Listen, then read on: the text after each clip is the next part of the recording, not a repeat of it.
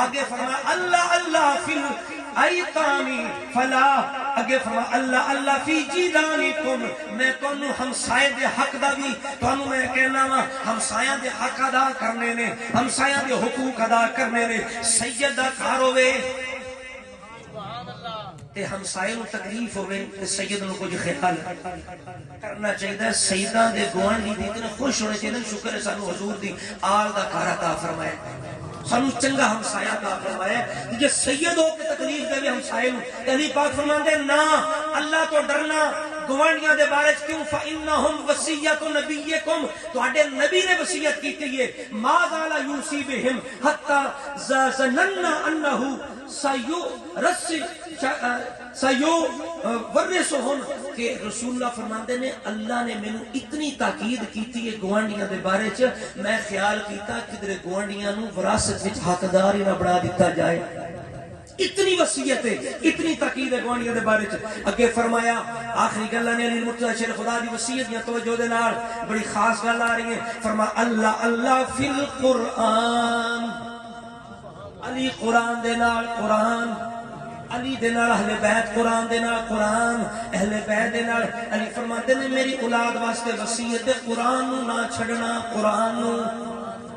امام حسین نے ترمیزے دے بھی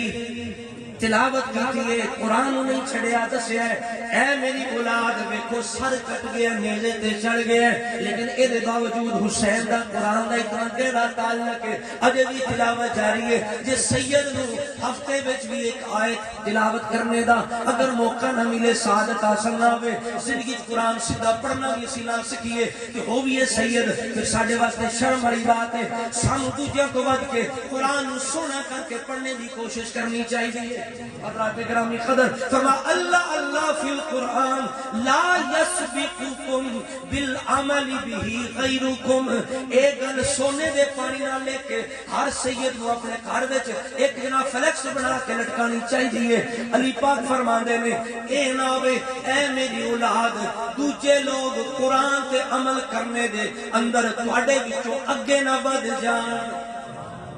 جڑی گل سید عبد میر واحد بلگرامی رحمۃ اللہ علیہ وہی آپ فرما رہے ہیں تواڈے تو دوجے بندے سبقت نہ لے جان۔ اگے فرمایا اللہ اللہ فی الصلاۃ، نماز دا خیال کرنا، کدا خیال کرنا